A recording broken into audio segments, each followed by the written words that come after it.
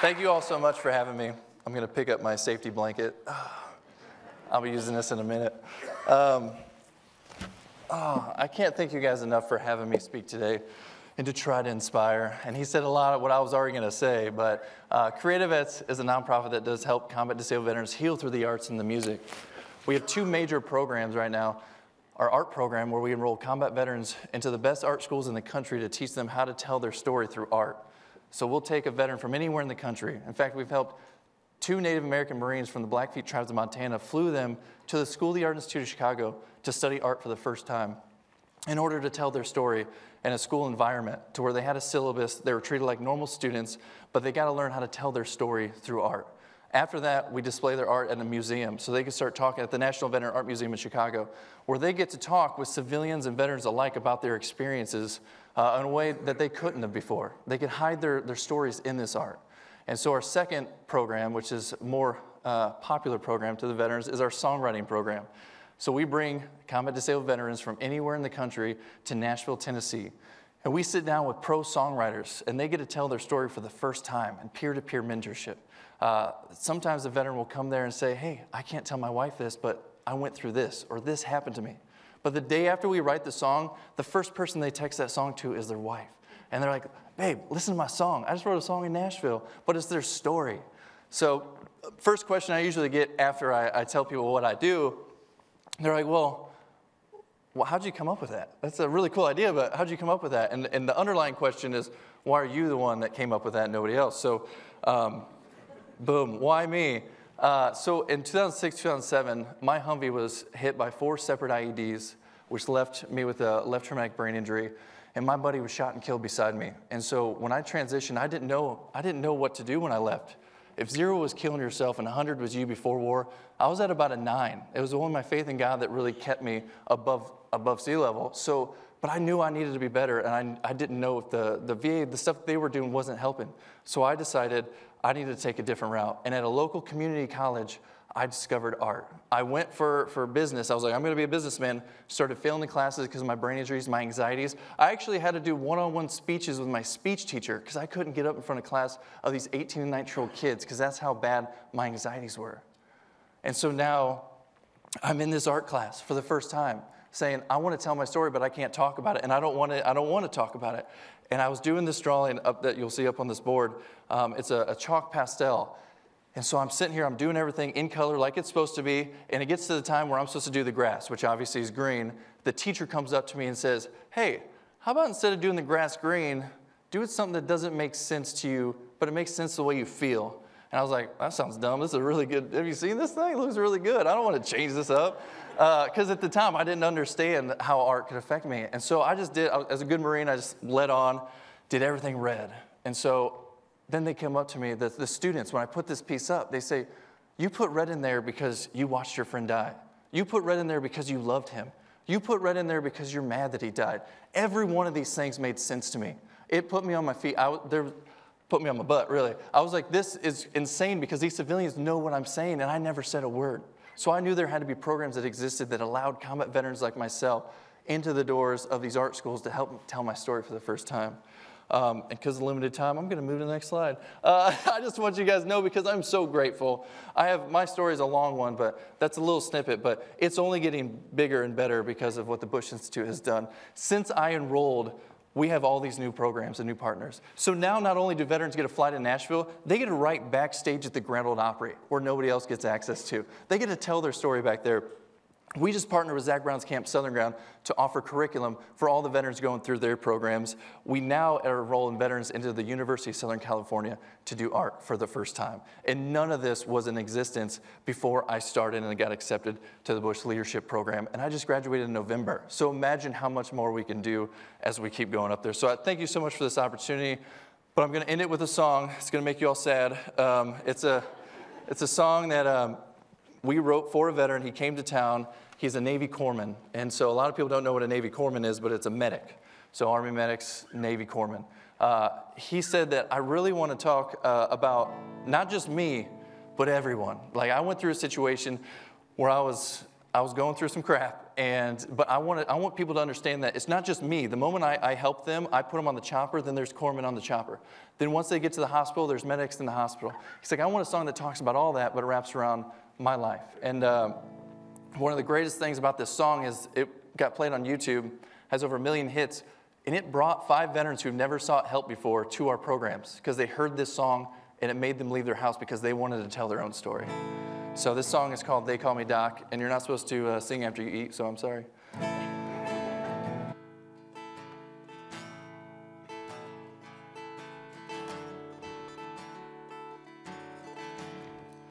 They call me Doc, I ain't got no degree. When it hits the fan, they're calling for me. From bluegrass, Kentucky, red blood on my hands.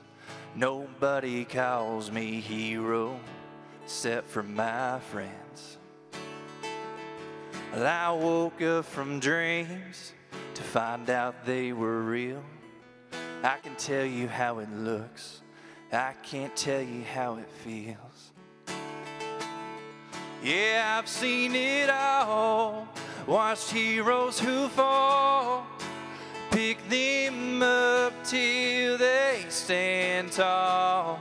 I've been in the field, worked down to the bone, make sure all my buddies get back home. I've shared the smiles, I've shed the tears, swore they'd make it out of here. When they scream, please make it stop. They call me Doc, they all know my name. Stitched on this chest, hangs from these chains. You won't read it in the paper, see it on the TV. I don't need no fame, it's fine by me. Yeah, when they're broken, bruised, I know just what I do. My job always starts when their job is through. Yeah, I've seen it all, watched heroes who fall, pick them up till they stand tall.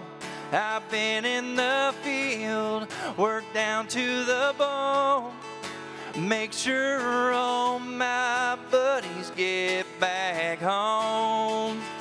I've shared the smiles, I've shed the tears, swore they'd make it out of here. When they scream, please make it stop. They call me Doc, they call me Doc.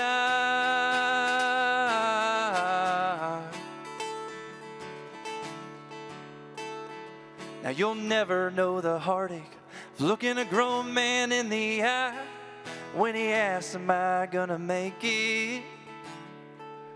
And you've gotta lie. They call me Doc, I ain't got no degree. When it hits the fan, they're calling for me. From bluegrass, Kentucky, red blood on my hands. Nobody calls me hero except for my friends. They call me Doc. Thank you.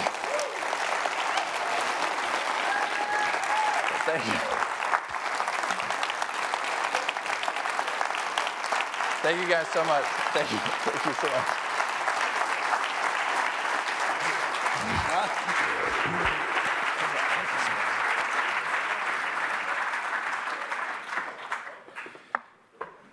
How about Richard Casper, huh? Unbelievable. Well, good afternoon, everybody. I'm Matt Amidon, and I simply have the great honor of being the director of the Military Service Initiative here, where we get to focus our work on post-9/11 warriors and their families. As many of you know, this post-9/11 era represents the first time our nation has fought an extended conflict with an all-volunteer force. Since that day, over 3 million service members have deployed overseas to Iraq, Afghanistan, or other theaters of conflict.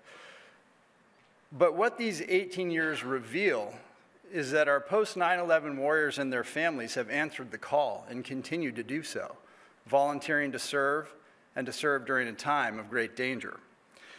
We honor one of those warriors today as the second recipient of the George W. Bush Institute Military Service Citation.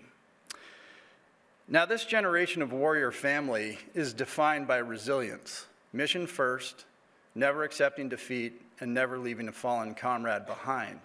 And we say warrior family because it's the family that serves, deploys, and transitions.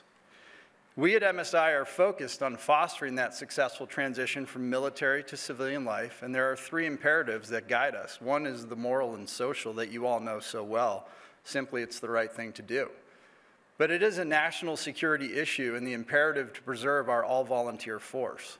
But finally, it is about global competitiveness and civic leadership. Our men and women come home, and they will lead in our businesses and in our communities.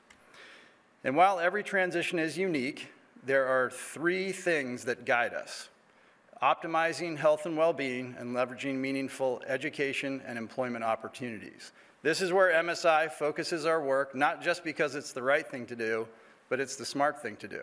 We work with all stakeholders, leveraging what we think is a very unique platform and ability to establish a common vision and collaborative action through 4 program areas. Our health and well-being program is focused on the invisible wounds of war through our Warrior Wellness Alliance. You just saw the second year of our one-of-a-kind veteran leadership program is aimed at individuals helping our nation's veterans who want to improve their impact. And again, Richard Casper is an exemplar of exactly that. Our economic opportunity work provides veterans the resources to plan for their transition, not just to the next job, but the next career. And finally, our Team 43 sports and family program highlights the service, sacrifice, and resilience of some of our most severely wounded warriors and their families, and we do that through our Warrior Open Golf Tournament and our Warrior 100 bike ride. But in the end, along with success and transition, our work here at the Bush Institute, inspired by President and Mrs. Bush, is about continued leadership. Now, we know the vast majority of our warrior families transition successfully and embrace their next leadership opportunity, and our nation truly benefits. But where does this thing called transition occur? It is an event. You have to take the uniform off someday. But the real transition for our warriors happens in the communities and homes they return to. And this is where the positive change really happens, and this is where veteran leadership in our communities truly benefits many. This includes the proud Gentilly neighborhood of New Orleans, where today stands a new community focused on easing that transition for those who answered the call to serve. Bastion Community of Resilience supports returning warriors and families by providing a healing environment within an intentionally designed neighborhood. 58 families on 5.5 acres, Bastion provides an array of support, from mentorship to meal preparation, all with the goal of promoting independence, wellness, and life satisfaction. Let's take a look.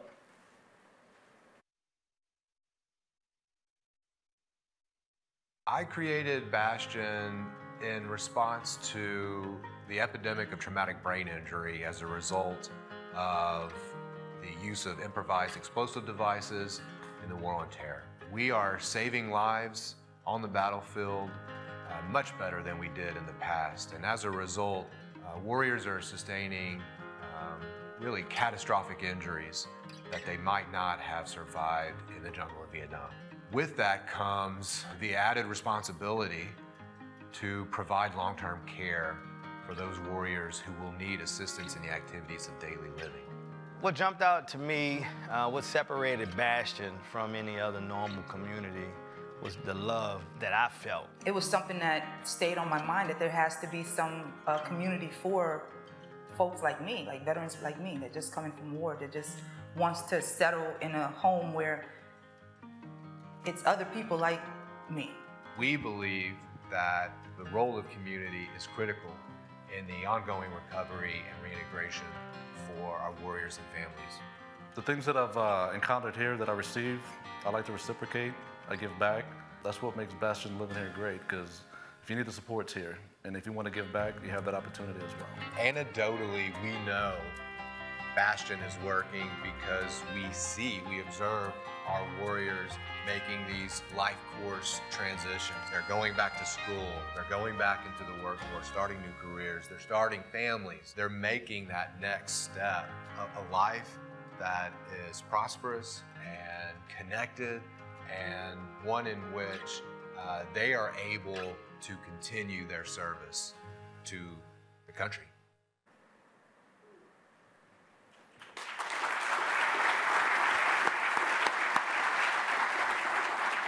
So what is Bastion? It's neighbors helping neighbors, where true and lasting change occurs, guided by passionate and dedicated leaders, the unsung heroes of our nation, one of whom we honor today. Therefore, I am so honored to present the George W. Bush Institute Military Service Citation presented to a post-9/11 veteran who has demonstrated exemplary leadership and has continued to practice servant leadership since transitioning. And with that, I'd like to ask Dylan and our 43rd Commander-in-Chief to join me on stage, please.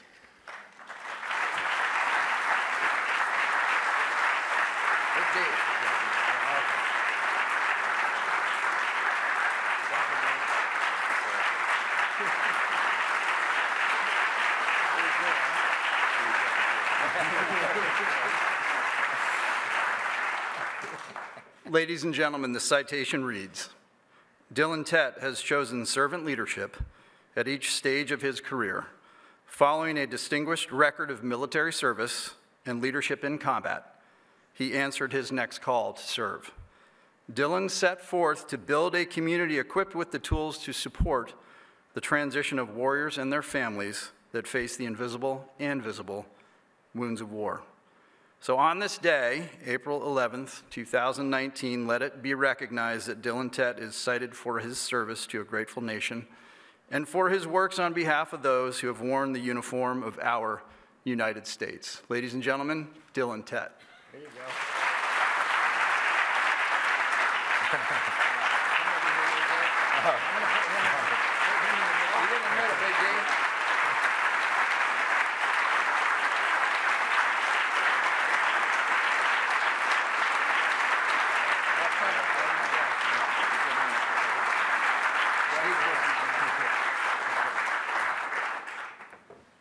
Oh my God, thank you.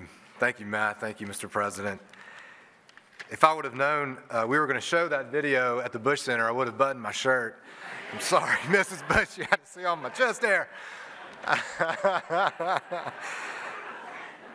I do want to thank the entire team at the Military Service Initiative. I'm just so proud to stand with you and be a part of the amazing work you're doing, elevating non-clinical interventions like Bastion, which in many cases are proving just as effective as the clinical interventions that promote the healing and reintegration of our warriors.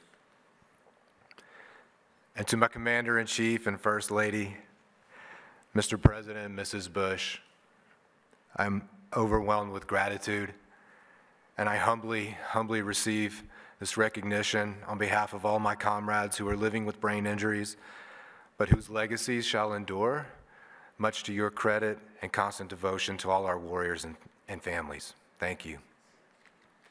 I am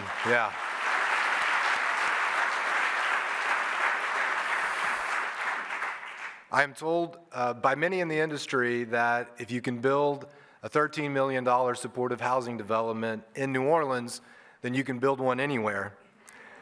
So we are advancing our own policy initiative in this Congress that will increase access to affordable housing for our most severely injured warriors, thus laying the groundwork for a national expansion, and with any luck, we'll plant 5 more bastions over the next 7 years in strategic locations throughout the United States, so stay tuned. Finally, this honor also belongs to my wife, Annie, a native here of Dallas, who grew up dancing and playing the viola, reading lots of books, and going fishing with her daddy, and doing all the wonderful things that they do in Texas to produce remarkable women. You are by far the most remarkable anything that I've ever encountered in my 41 years on Spaceship Earth. Thank you. Thank you all. I'm very grateful.